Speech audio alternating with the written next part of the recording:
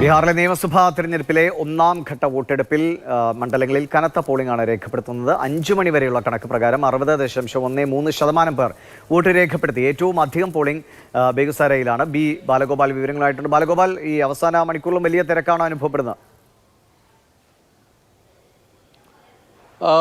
ദിവിഷ്, ഈ അവസാന മണിക്കൂറിലും വലിയ തിരക്കാണ് അനുഭവപ്പെട്ടത്. ഔദ്യോഗികമായി പോളിംഗ് മിക്ക ബൂത്തുകളിലും അവസാനിച്ചിട്ടുണ്ട്. കാരണം 6 മണിക്കാണ് പോളിംഗ് അവസാനിക്കേണ്ടത്.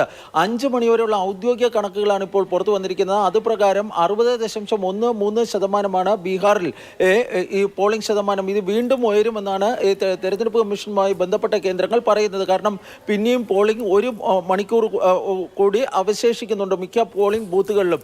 ഏതായാലും ഇതൊരു റെക്കോർഡ് പോളിംഗാണ്.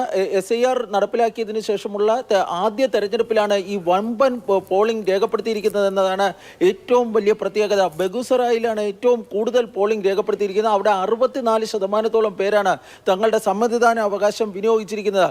ഇതിനിടെ ഒന്നാം ഘട്ട പോളിംഗ് നടന്ന മണ്ഡലങ്ങളിൽ, മേഖലകളിൽ ചിലയിടങ്ങളിൽ സംഘർഷങ്ങൾ ഉണ്ടായിട്ടുണ്ട്. അതിൽ ഏറ്റവും പ്രധാനപ്പെട്ടത് ലക്കിസാരായ് മണ്ഡലത്തിൽ വെച്ച് അവിടെ മത്സരിക്കുന്ന ബീഹാറിന്റെ ഉപമുഖ്യമന്ത്രി വിജയ് സിൻഹയ്ക്ക് നേരെ ആക്രമണ ശ്രമം ഉണ്ടായി. വിജയ് സിൻഹ സഞ്ചരിക്കുന്ന കാറിന് നേരെ ചെരിപ്പേറും മറ്റുമുണ്ടായി.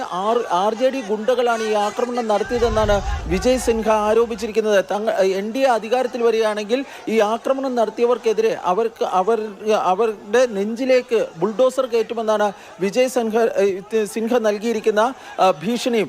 മറ്റൊരു പ്രധാനപ്പെട്ട ആക്രമണ വാർത്ത ഇപ്പോൾ പുറത്തു വരുന്നത് സരൺ ജില്ലയിൽ നിന്നാണ്. അവിടെ മാഞ്ചി മണ്ഡലത്തിൽ മത്സരിക്കുന്ന CPIM സ്ഥാനാർത്ഥിയായ സത്യേന്ദ്ര യാദവിന് നേരെ ആക്രമണ ശ്രമം ഉണ്ടായിട്ടുണ്ട്. യാദവും സഞ്ചരിച്ചിരുന്ന വാഹനത്തിന് നേരെയാണ് ഈ ആക്രമണം ഉണ്ടായിരിക്കുന്നത്. ഏതായാലും ആക്രമണം നടത്തിയവർക്കെതിരെ കടുത്ത നടപടി ഉണ്ടാകുമെന്നാണ് ഇപ്പോൾ ബീഹാറിലെ ചീഫ് ഇലക്ടറൽ ഓഫീസർ വ്യക്തമാക്കിയിരിക്കുന്നത്. ഏതായാലും 7 മണിയോടുകൂടി ഈ പൂർണ്ണമായ പോളിംഗ് ശതമാനം സംബന്ധിച്ചുള്ള കണക്ക് ലഭ്യമാകുന്നതായിരിക്കും. അത് എത്ര തന്നെ ആയാലും 2020-നേക്കാളും വലിയ ഒരു വമ്പൻ കുതിച്ചുചാട്ടമാണ് ഈ പോളിംഗ് ശതമാനത്തിൽ ഇപ്പോൾ രേഖപ്പെടുത്തിക്കൊണ്ടിരിക്കുന്നത്. ശരി, ബാലഗോപാലാണ് വിവരങ്ങൾ നൽകിയത്. 5 മണി വരെയുള്ള കണക്ക് പ്രകാരം 60% പിന്നിട്ടിരിക്കുന്നു. ഇനി ചിലയിടങ്ങളിൽ ക്യൂ അവശേഷിക്കുന്ന ഇടങ്ങളിലെ വോട്ടെടുപ്പ് കൂടി പൂർത്തിയാകാനുണ്ട്.